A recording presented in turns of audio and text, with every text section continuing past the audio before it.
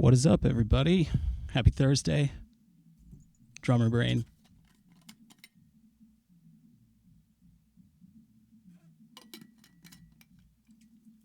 It is kit day. Excuse me. Don't seem to have a voice today. Okay, so kind of just go over a couple little things, updates. Still kind of working out technical details. So I got the second hands lesson up, but the first one, or the third one now, I actually deleted it when I tried to save it. So I think it's gone forever. I guess I'll just have to maybe redo that video at some point in the future. What else? So I think if I lose another video on Instagram Live, I might need to think about doing a different format. I think maybe YouTube Live or something else, but I'll keep you guys posted wherever I decide to keep my stuff. I think that's it for preamble, so let's get into today's lesson. Today, we got a little bit more structure. We've got, I'm going to play from two of the books that are on my website, thedrummerbrain.com. The first book I'm going to play from is The Kick Workouts, Volume 2, which is alternating singles. And then the second thing I'm going to play from is Paradiddle Power, and I'm going to start on the second lesson because the first one's already on the Instagram and YouTube. So if you want to follow along, you're going to need to get one of these books, or you could. I mean, there is a systematic way to it. I guess I could explain it to you really quickly. So single kick workouts. We're starting on part 1. What we're going to do is alternating. We're running a syncopation grid, which is kind of like a moving grid. And we're going to be moving 16th notes and 8th notes. So the first one, yikes.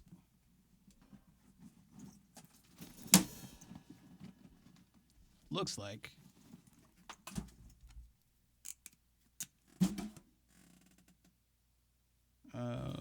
this.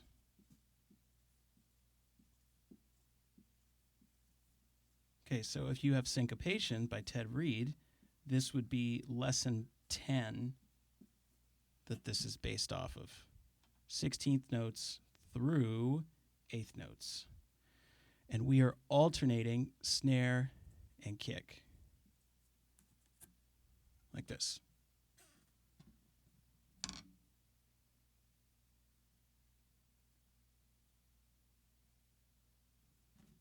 Okay. Snares are A. 16th notes are R, are A's. 8th notes are B's. Okay? The grid that we're using is based off of Ted Reed's Syncopation. Really quickly, if you don't know what that is, we start with what I call a bed of B's, which is this.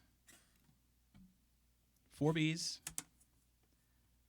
Then we put an A in there, and then we move that A 1 quarter note every 4 times, 8 times, whatever. That's called a permutation set, also called a grid. So we start with 1, then we go with 2, then it goes to 3, and here's where it gets tricky. It's not a perfect moving grid.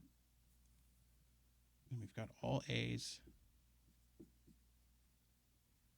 And then we've got A, B, A, B, A, A, B, A, B, B, A, B, A.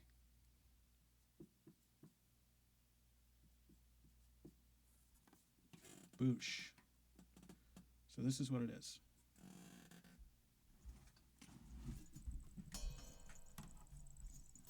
Should have written that on separate boards. What a disaster. All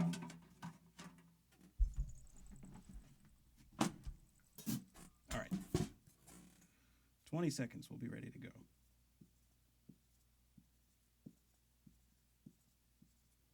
again, rather than screenshot this, you could just purchase the book available on the drummerbrain.com/store.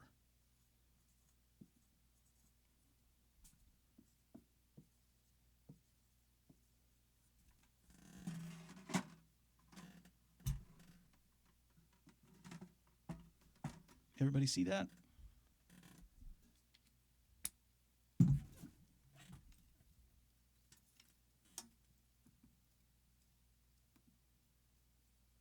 All right, here we go. This says quarter note 95. Let's try it out. Ooh, hot click.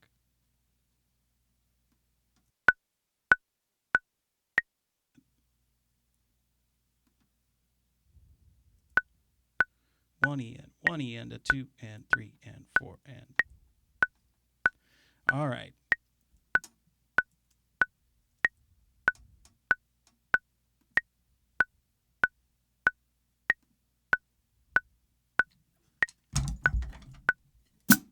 One E and a 2 and 3 and 4 and 1 E and a. So if I haven't done this in a while, I like to start off with like 4 measures of 16th notes, 4 measures of 8th notes. Then I'll go down to like 2 measures, then like 1, and then I'll run the grid just to kind of get the subdivisions like warmed up in my head and my body. Okay, so 16th notes, or let's start with 8th notes. 1 and 2, and here we go, and.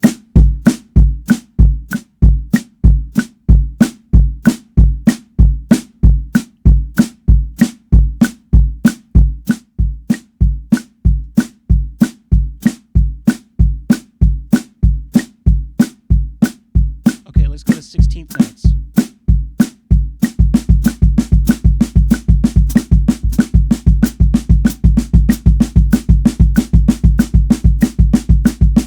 Eighth notes. 2, 3, 4. 16th notes.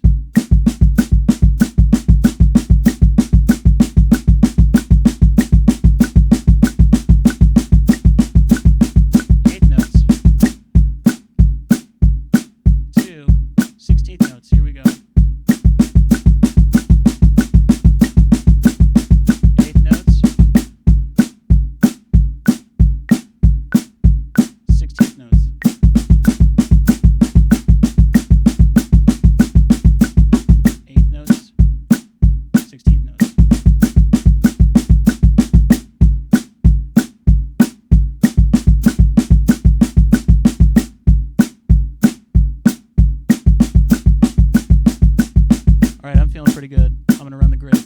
1, 2, here we go.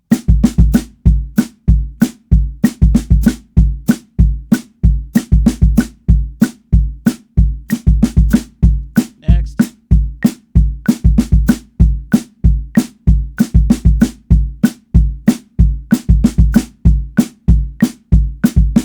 Next. Oops, sorry.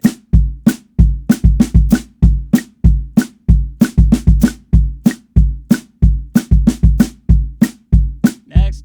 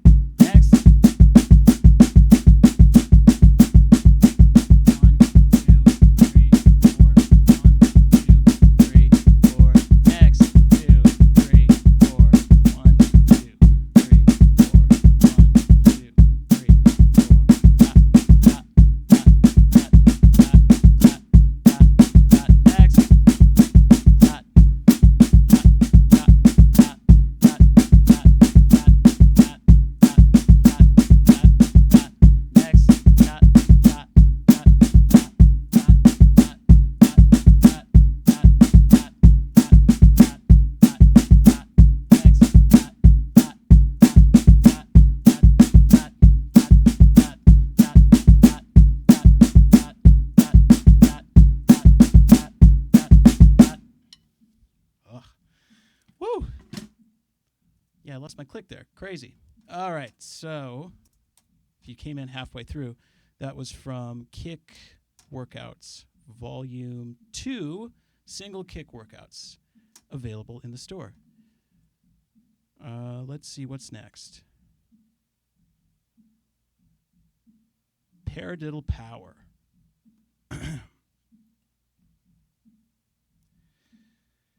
Okay, so even if you haven't seen the book, Paradiddle Power, available in the store now, we've already kind of gone over some of this stuff as far as how advanced ways to play groove exercises for the drum set. And that's what this book basically is. It goes into more stuff, specifically like the 30-second notes. But the first half of the book is basically just taking the system of paradiddles and putting that over the bass and snare exercises from groove exercises for the drum set.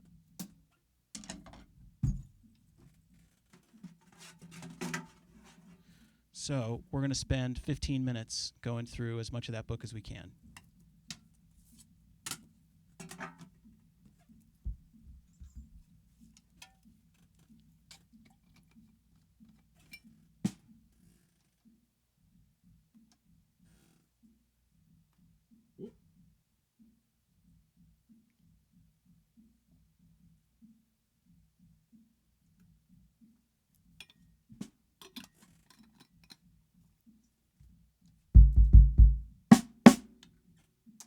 Check, 2, 2. Okay. So the video for lesson 1 from Paradiddle Power is on my Instagram. It's called Paradiddle Power. What it is moving an eighth note through 16th notes in your bass. Don't worry about what these notes are.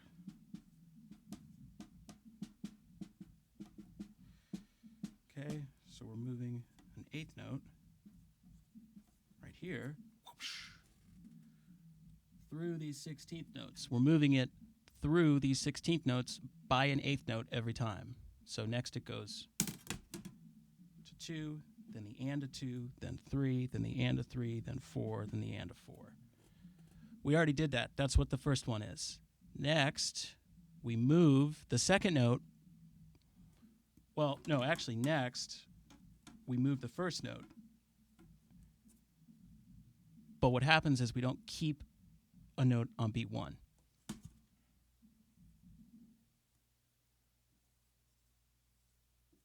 So now it's this. And then it'll be on 2, and then it'll be on the and a 2, then on 3, then on the and a 3, then 4, the and a 4.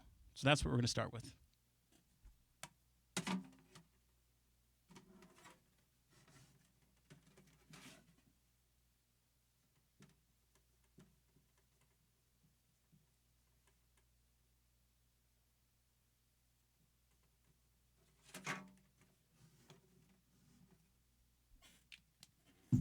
We'll just do this one note click. Should be fine. We did the last one note click, so we'll do this one note click. All right, 1 E and a 2 E and a. Here we go. And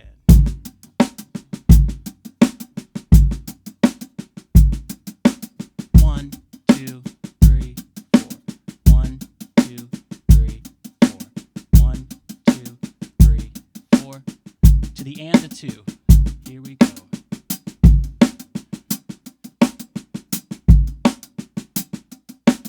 1, 2, 3, 4.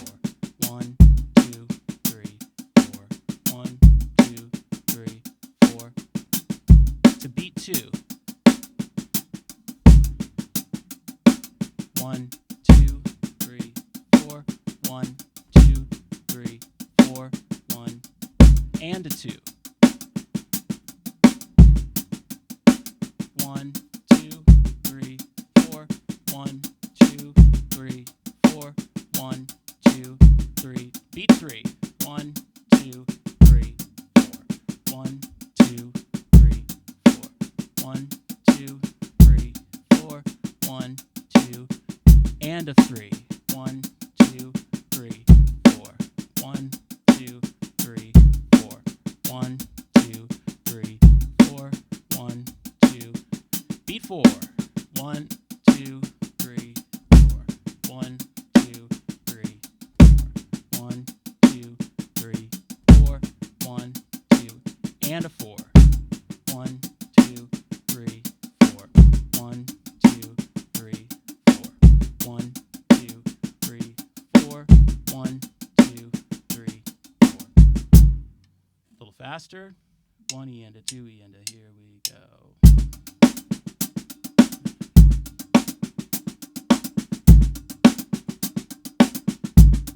Number 2.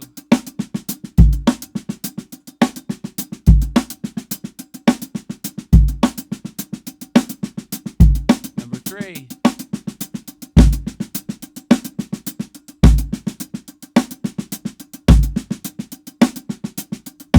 Four.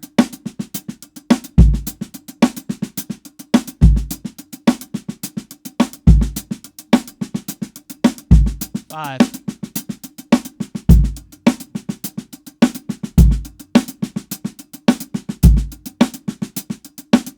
6.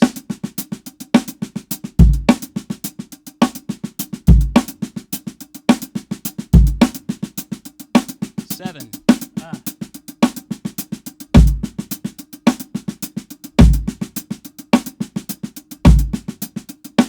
8.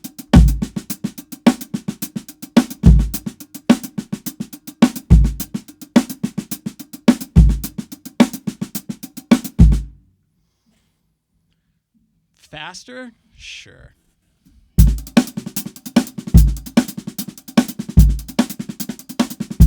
Next.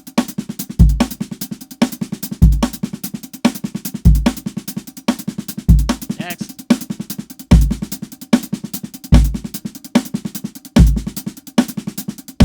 Next. Next.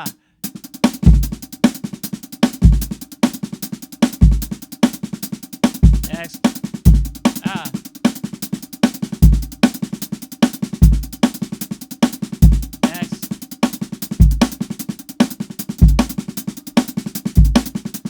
Next. Next.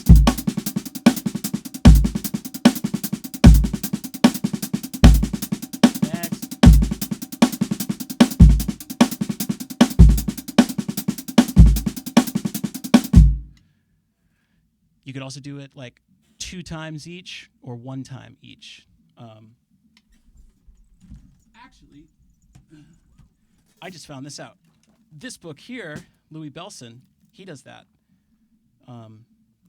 This exercise, page 4, he does a similar thing. We permutate by 1/8 note every measure, and it kind of makes a cool melody. So like this. Oh, let's take it like medium fast. 2, 3, 4.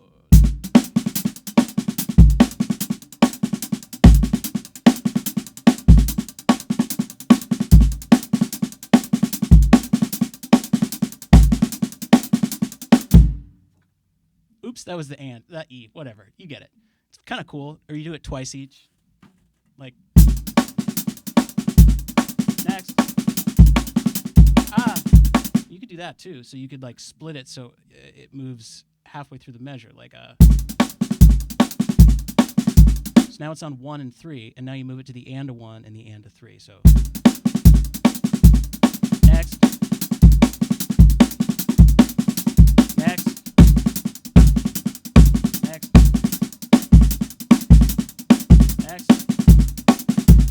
Next. Next. Next. Next.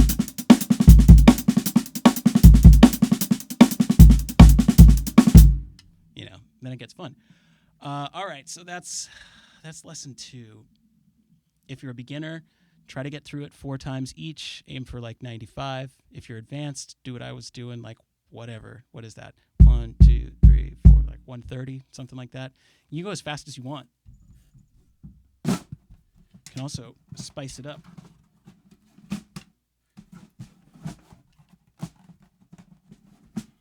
Four voices, like a.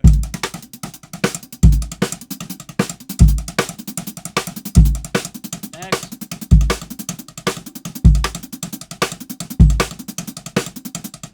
Next.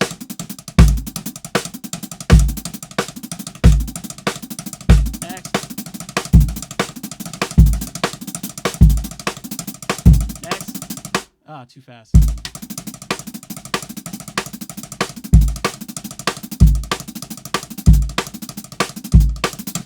Right, so on and so forth. So even simple exercises, like they're simple just so you have something easy to work with, but like just a little bit of creativity and you can make something that's like a super big workout, you know? Okay. I guess let's go to lesson 3. We'll go to lesson 3. Lesson 3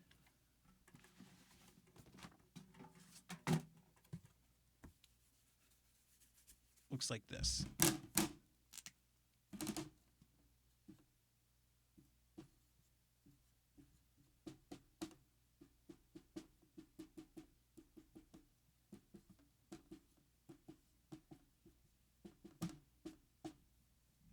One, two, three.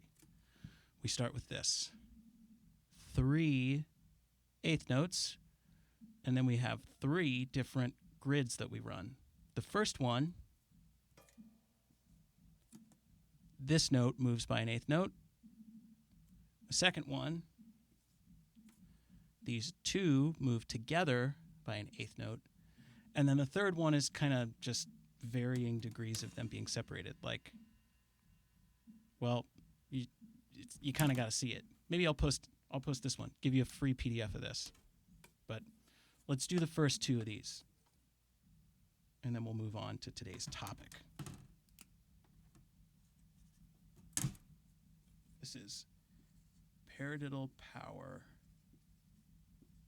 lesson 3. We'll take it a little slower. I'm not trying to go crazy. Keep that 4 voices going, though. I like that. So we've got this going. So it'll be...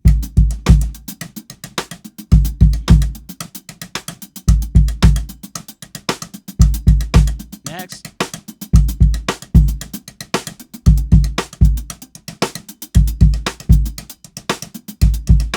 Next.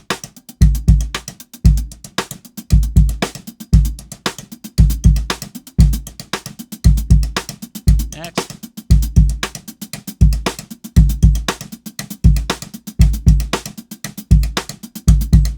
Next.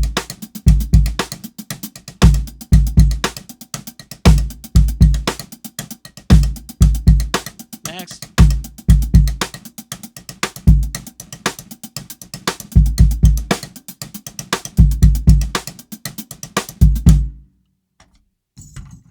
All right, for the next 6 exercises,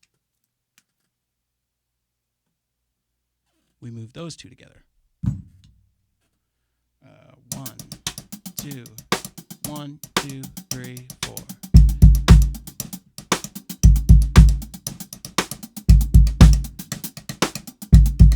Next.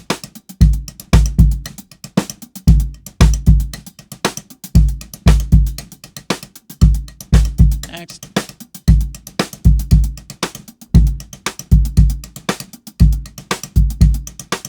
Next.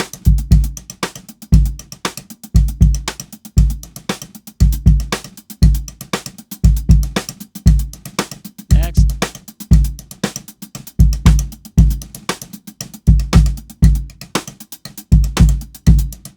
Next.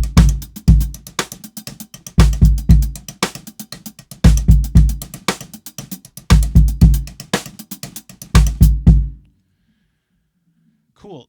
The third part is a little too random to give you a key for. So if you want to see the second page of this exercise, buy the book, Paradiddle Power, available in the store. Cool.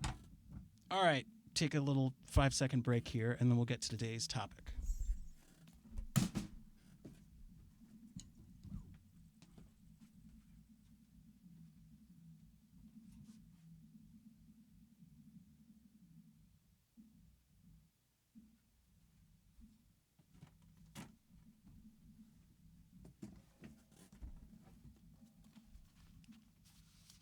Okay, Today's topic is 4 on the floor.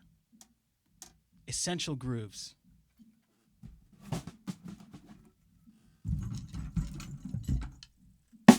What are essential grooves? Essential grooves are grooves that are essential. You got to be able to play them if you're going to play drum kit. So 4 on the floor, you know. Got to be able to play it. So we're going to talk about what do you do with this? Just because it's simple doesn't mean that you shouldn't give it attention. And starting with a simple beat, you can come up with concepts that are easy to implement when you're doing more complicated beats. So simple's not bad. Simple's great. All right, so I've got 6 things here that you can do for 4 on the floor to spice this beat up, to bring life to it, to also make sure that you do it right. The number one most important thing is clean transients. And transients is just a fancy word for making sure your notes line up. So, right? And that's got to be with this too, right? So that, I think, is really the only thing that matters. You could kind of cross everything off the list if you can just do that perfect. And doing it perfect is not easy. It's hard.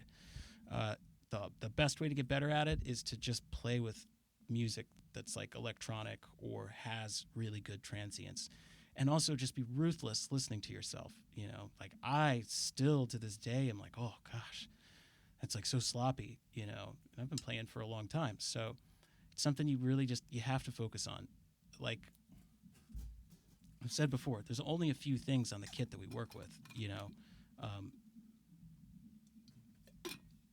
Clean notes is everything. It's like being in tune.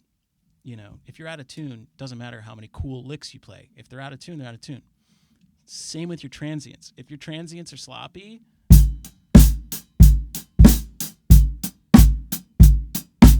it's going to make your whole beat fall apart. It just makes your whole beat feel unstable. So the best way to practice them is to play with hip-hop, play with a metronome. You can do exercises like I've said in the last video. You can do syncopation exercises like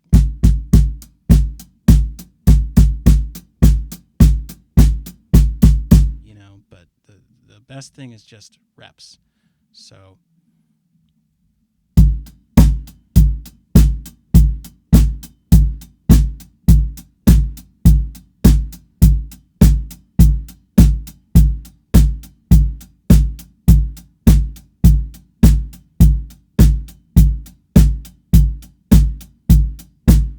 it's like I try to tell beginner students, play that beat for like 5 minutes straight. Don't change anything. Don't add anything. Do nothing. Just play it for 5 minutes straight. And they'll get about 30 seconds into it. They'll go, why am I doing this? Like, because it's what you're going to do all the time. You have to be able to make that feel good, not just for the audience, but for yourself. If it doesn't feel good to do, you're not going to want to do it for 5 minutes. But if it feels nice in your hands and in your feet, you know, if everything feels good to play, why would you not want to play that for 5 minutes?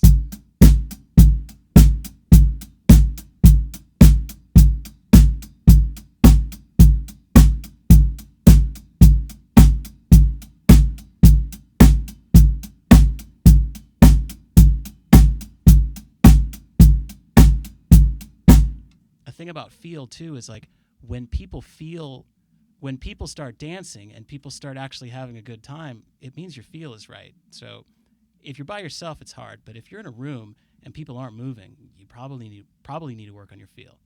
Okay, enough about transients, but they really are the most important thing.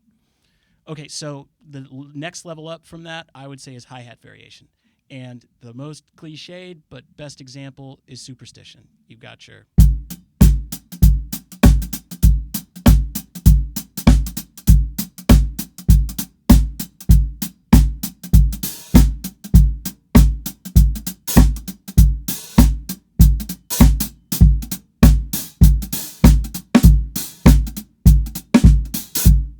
Sometimes you do some snare stuff too, but if you listen to superstition Stevie Wonder on the drums. It's funny too because he kind of defined what that groove is for a lot of people, and he's not even a drummer first. He's a piano player, so just goes to show you that like lots of technique books doesn't make you a great drummer. It's about feel and it's about musicality. So if you're a beginner and you don't know what to play, you could start with patterns. You can start with flip it backwards. Then you can start to combine those patterns like with, so you get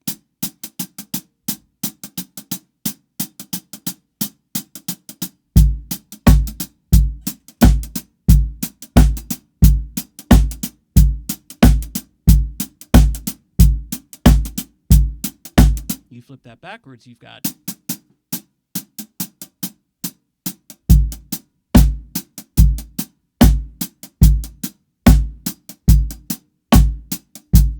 right? And then you can combine those. You could do like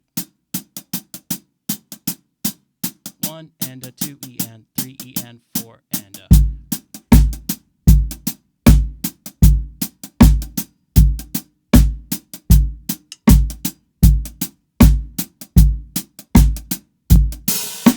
Add some openings.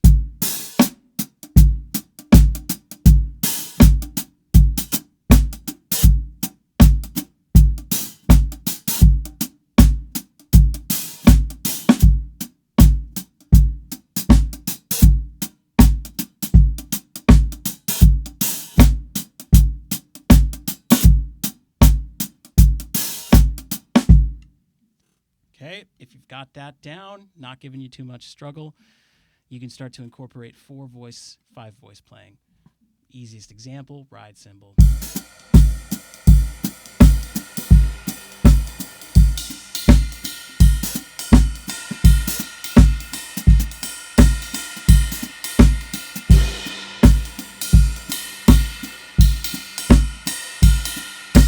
So then you see I kind of start to get into the next step, which I say is counter melodies, which is if you've got this going the whole time and you got the snare going the whole time, you probably got your left foot going, your right hand really is kind of the lead instrument now. And you can start to do stuff that works against whatever the melody going on in the song is. So if you've got something like, let's take a different Stevie Wonder song. Let's do I Wish. The end of it, it's like dun dun dun dun dun dun dun dun dun dun dun dun dun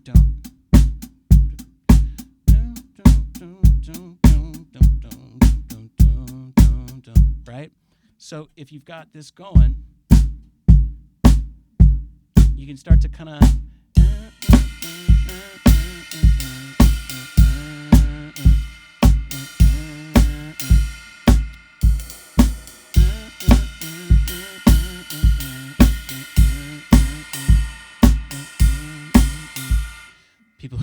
people who know this song are probably hating my singing right now, but I'm in drumming mode. I'm not going for perfect pitch. So you could fill that. You could just do it by itself, or you can like fill it in between.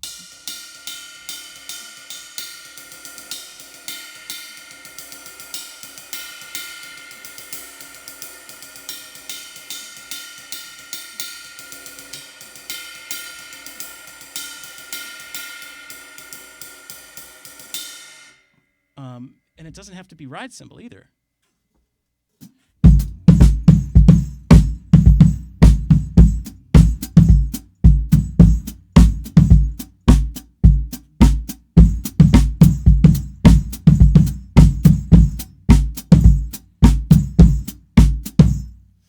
So you got a lot of voicing possibilities with your right hand. You could also bring your left hand into it. This is where, so when you're thinking melodically, if I'm thinking melodically, I don't think about sticking. My sticking is like intuitive. I do whatever sticking I need to do to make it happen. Let's take something like this.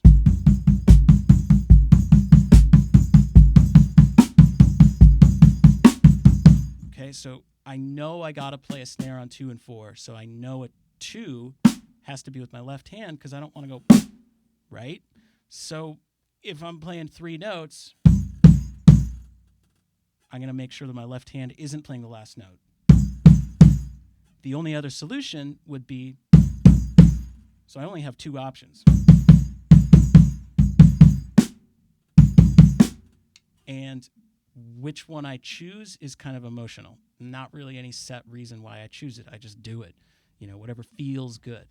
So I happen to be using doubles and paradiddle type fragments, but I'm not thinking paradiddles and I'm not thinking doubles. I'm thinking this hand needs to play the notes that I want it to. Or like in the last example, this hand. When I was doing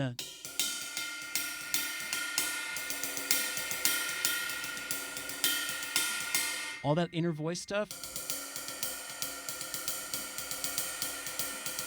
there's no concept of like rudiments, or I don't see anything technical. It's all melodic thinking. That's me basically singing with my right hand. I'm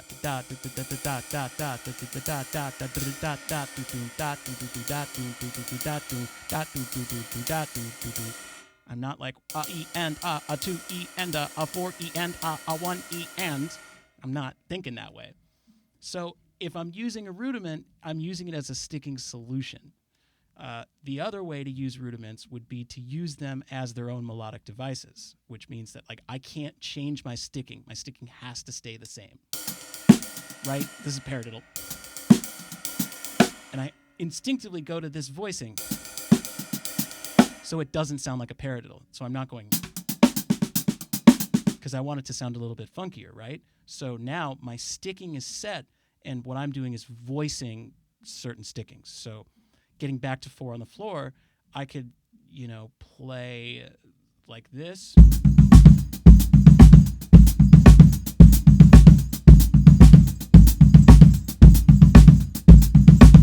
And I'm like, it's too much. It's too much floor tom. So I'm like, what could I do? Where'd my cymbal go? Here. Doesn't matter.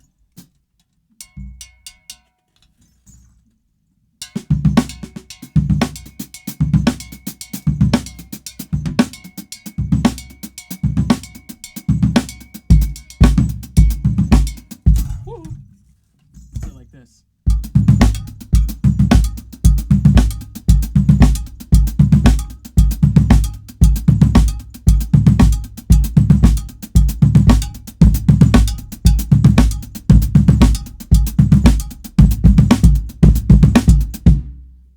Right there, I've got this whole interesting thing going on. If I'm in a studio session and I'm like struggling, if I'm here recording drums, and I run into a problem where I'm like, man, I'm just like not thinking of a new idea. It's like, stop thinking of new ideas. Just make the idea set. The idea is I'm gonna play a paradiddle. What I need to do is think of how do I make that paradiddle not sound like a boring paradiddle. So that's thinking with rudiments as a melodic device, whereas playing melodically and using rudiments to help you get there is the flip side of rudiments. So in the book, Patterns, Melodies, and Rudiments, I talk about this, where you can think about them as solutions or you can think about them as their own ideas. So there's so many ways you can alter 4 on the floor, but the last one we're going to go over is polyrhythms, which I feel almost bad talking about polyrhythms, knowing that Jonathan Colin Green exists. So I'm not going to go into too much because he's really got so much great stuff on it. But some cool concepts you can do. It's like 4/3, or 3/4s, or 5/4s. And again, you could do them with the right hand. So you've got like 1, 2, 3, 4.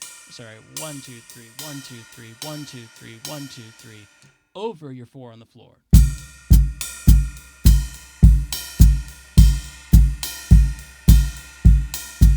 So it'd be like.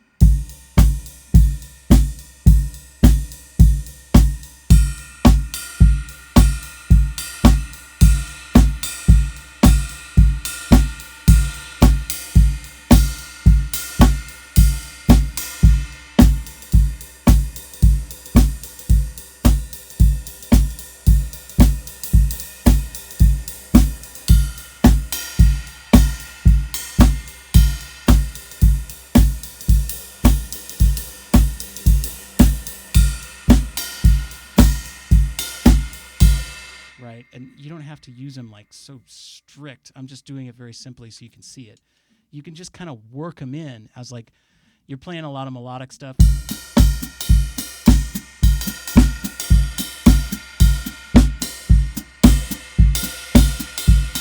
just throw them in there just for a second, and it's just like it's this feeling where it's like everything's kind of, what's about to happen? I don't know. And then you get this release. And I guess that, as far as when you use these things, that really then comes down into like, tension and release and also context. I've been playing basically Stevie Wonder Superstition style 4 on the floor. There's a million 4 on the floors. There's like you got your like Michael Jackson, real tight, real 16th note. You got slow 4 on the floor, like AC/DC. Not really the kit for AC/DC, but there's a million 4 on the floor feels. And these things change, which one you're going to use. You're not going to play polyrhythms over AC/DC, and you're probably not going to play a bunch of, AC/DC fills over Michael Jackson. But to recap, number one most important thing, clean transients, your notes being together. If your notes aren't together, everything else doesn't matter. I can't say that enough. Take it from somebody who's had to learn late in their drumming how to get your notes lined up. You don't want to have to go over that again after you've already learned all the cool stuff. Make that your foundation, that your notes are always clean. Wherever you're going conceptually, you got to check in and be like, am I clean or am I sloppy? Right? Number 2, next level up, hi-hat variations.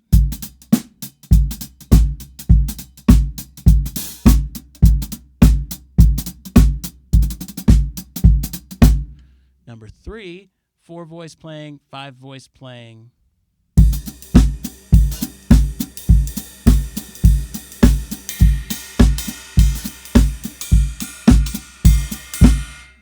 And that goes straight into what I would call counter melody playing, which is listening to what's going on around you in the song and doing something with your free hands to complement that, or, play exactly what the melody is. In that effect, you will encounter sticking problems, and you use rudiments as your solutions in that point. The next thing you can do is rudiments as your ideas. So let's get out of paradiddles. Let's go to paradiddle diddles.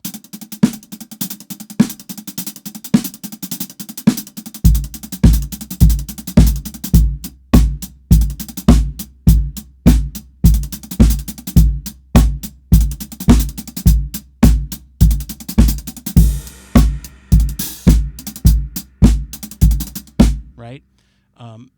Any rudiment you want. Swiss triplets.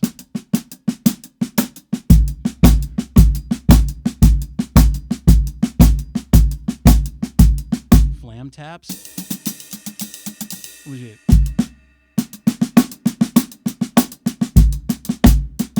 Woo, that's hard.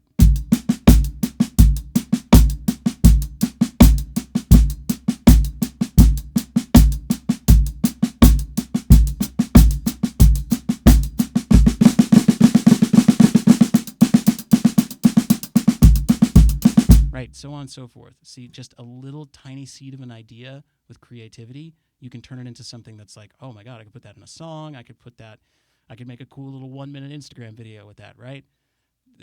Creativity is a little bit of a rule with some time. I think that's it. Oh, polyrhythms. Don't forget polyrhythms. Go to Jonathan Colin Green's channel. He's great. I think that's going to do it. Thank you, everybody, for tuning in. Changes will be coming to the format in the future, but for now, if you'd like to support, please go to thedrummerbrain.com and buy a book. Today we did Kick Workouts Volume 2 and Paradiddle Power. There's a bunch of other stuff on there that I'm going to play for you guys as well. You can also support me on Patreon at patreon.com/thedrummerbrain. Anything else, you have any questions or anything like that, shoot me an email, thedrummerbrain@gmail.com, or Instagram, message me at thedrummerbrain. Thank you very much. See you guys on Monday for Hands.